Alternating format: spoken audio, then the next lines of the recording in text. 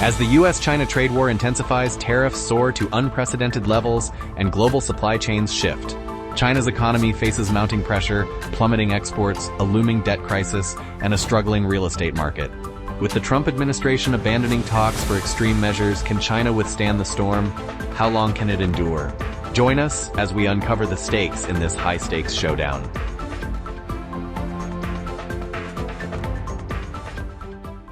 On April 29th, in response to the trade war launched by the Trump administration against China, the Chinese Ministry of Foreign Affairs took a hardline stance, releasing a video titled, "China Won't Kneel Down" across various social media platforms as its latest response.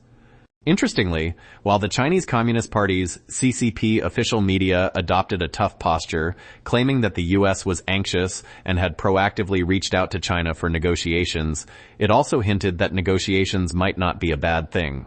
At the same time, the Chinese Ministry of Commerce signaled that it was evaluating whether to negotiate with the U.S., but in action, it had already proactively exempted several tariffs and lifted so-called sanctions on certain European parliamentarians.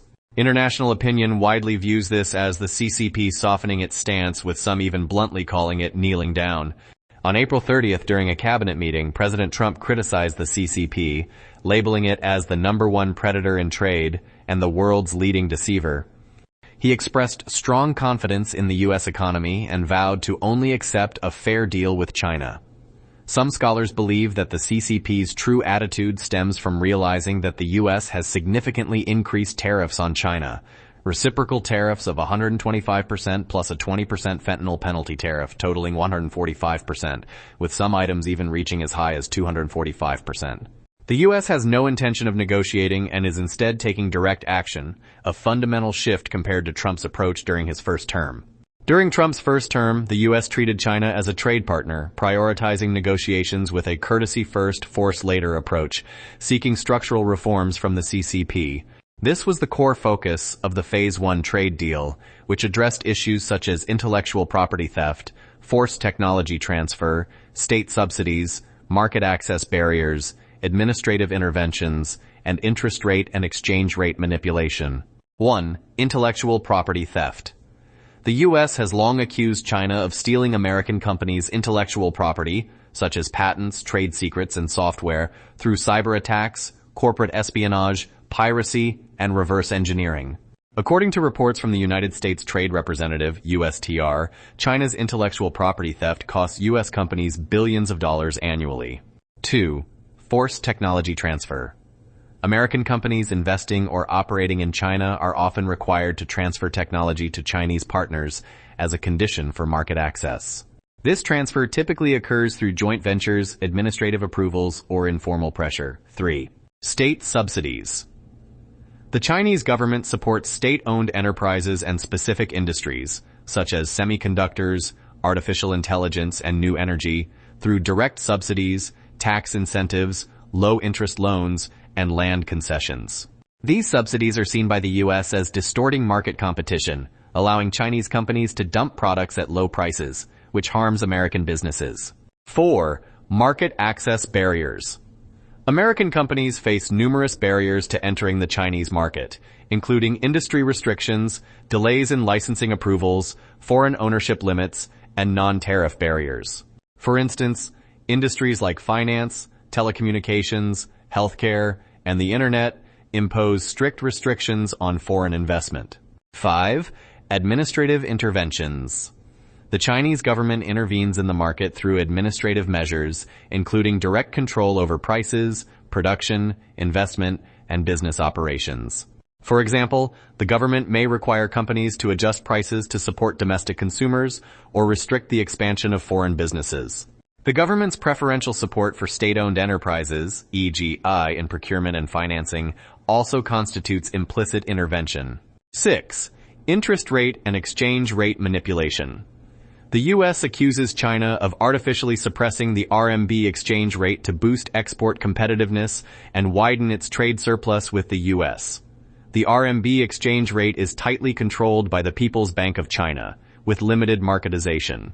China supports domestic companies, especially state-owned enterprises, through low-interest rate policies, reducing their financing costs and indirectly enhancing the price competitiveness of exported goods. However, China used various excuses to avoid these deep structural reforms, resulting in the Phase 1 U.S.-China trade deal signed in 2020 being limited to superficial agreements, primarily involving China's commitment to increase purchases of U.S. agricultural products. Through this limited concession, the CCP temporarily alleviated pressure but failed to address the structural issues demanded by the U.S. As negotiations were about to enter the second phase to tackle these core issues in depth, China used the outbreak of the pandemic as an excuse to delay, leading to a stalemate in talks. The Trump administration concluded that the CCP lacked sincerity and had no intention of implementing structural reforms.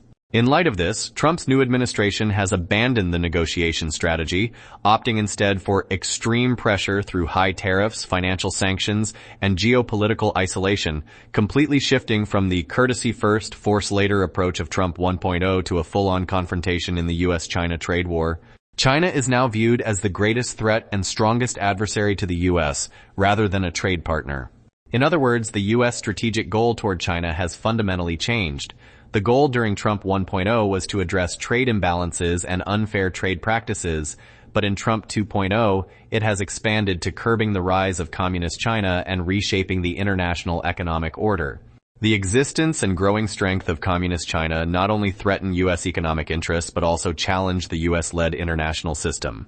The extreme pressure tactics include 1. High tariff barriers, imposing ultra-high tariffs on goods imported from China, such as reciprocal tariffs of 125% plus a 20% fentanyl penalty tariff, totaling 145%, with some items as high as 245%. This far exceeds the 25% tariff target of Trump 1.0. The goal is to reduce China's exports to the U.S., shrink the trade surplus, force Chinese companies to relocate their supply chains, or pressure China into making concessions in negotiations while protecting U.S. domestic industries and promoting reindustrialization. 2. Financial sanctions and asset freezing, threatening to freeze the CCP's holdings of U.S. Treasury bonds, approximately $760 billion, or reserve them for a future democratic China. Freezing the overseas assets of senior CCP officials and restricting their international financial activities. Considering delisting Chinese companies from U.S. capital markets or limiting their access to the U.S. dollar transaction system. If necessary, completely cutting off China's access to U.S. dollars to undermine its financial stability. Increasing insecurity among CCP elites to sow division and suspicion. Weakening China's economic resilience through financial isolation. 3. Geopolitical isolation, dismantling the China-Russia alliance, uniting allies, Japan, India, Australia, the Philippines, Taiwan, and, if necessary, imposing secondary sanctions on China and Russia. At the same time, strengthening military deployments along the first island chain, Japan, South Korea, Taiwan, the Philippines, to contain China's expansion in East Asia. From Japanese Prime Minister Shigeru Ishiba's visit to the White House to Vice President J.D. Vance's trip to India, the U.S. is clearly intent on building an encirclement of China through a strengthened alliance system, aiming to completely isolate China. 4. Psychological warfare and internal division. The CIA is now openly encouraging defections among CCP officials, using videos and other means to foster internal suspicion and further erode trust among CCP officials. 5. Supply chain, restructuring and technology blockade, promoting friendshoring and nearshoring, encouraging companies to shift supply chains from China to Southeast Asia, India, or Mexico. Tightening technology blockades on Chinese high-tech companies, such as restricting exports of semiconductor equipment, banning companies like Huawei from accessing U.S. technology, and promoting a de-Chinaized global supply chain system to attract foreign investment to the U.S., thereby accelerating U.S. reindustrialization and enhancing economic independence. India has even publicly declared that it will serve as the primary alternative to Chinese manufacturing for the U.S. and the world. This shift disrupts China's control over critical U.S. supply chains, such as pharmaceuticals. The CCP controls 80% of the active ingredients in the pharmaceutical industry, a dangerous dependency that could cripple the U.S. in a crisis. By turning to India, which is already a major supplier of generic drugs, the U.S. weakens China's leverage, protecting itself from Beijing's economic coercion and trade disruptions amid escalating tariffs. The video shows that in less than 60 days, large-scale bicycle production will resume in the U.S. This video, posted by a dock worker at the Port of Seattle, reveals that Trump's tariff policies have not left the Seattle port empty. On the contrary, it is busier than ever. The S&P 500 has erased its Liberation Day losses. The latest data shows that the U.S. added 177,000 jobs in April, a strong performance. What's interesting, the numbers, by the way, were I was a little surprised to see how strong they were, but this is very encouraging because we're already seeing many of the companies dependent upon foreign suppliers already reshoring some of their jobs. Now let's take a look at the Chinese economy.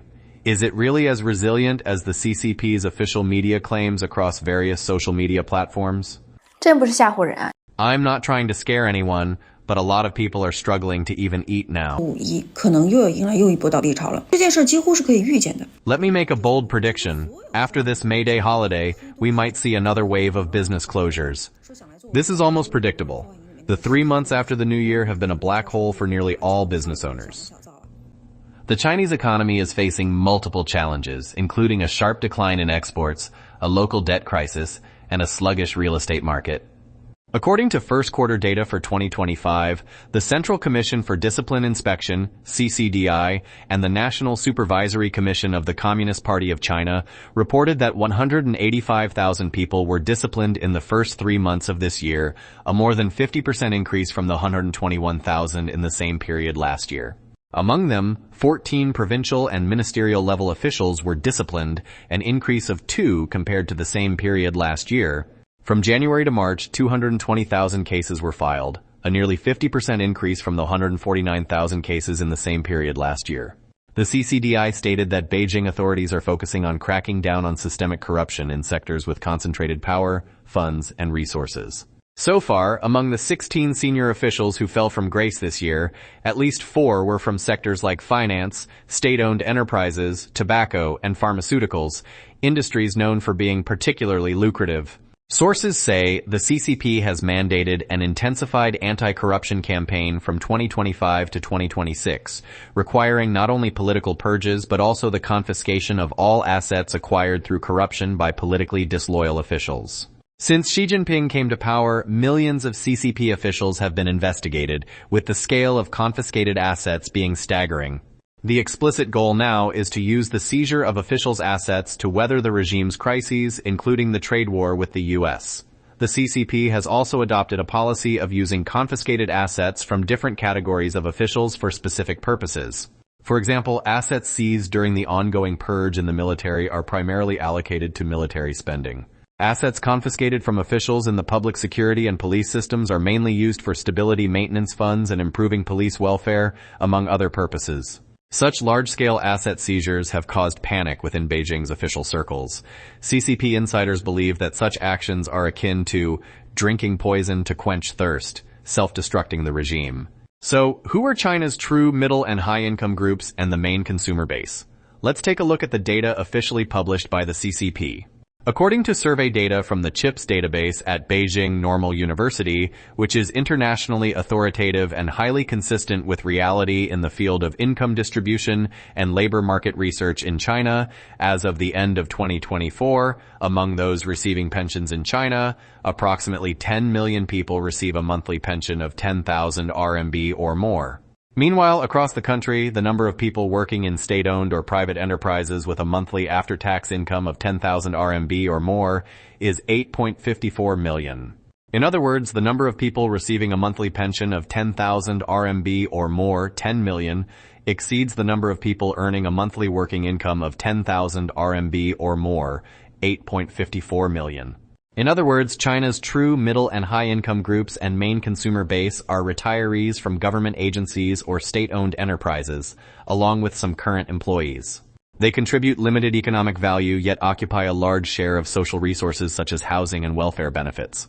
In reality, they are a privileged class supported by taxpayers, while the remaining 700 million workers in China generally have low incomes. Given this fragile economic situation, do you think China has a chance of winning the U.S.-China trade war? How long can China hold out? We welcome your comments and unique opinions and suggestions. Thanks for you watching. We'll see you next time.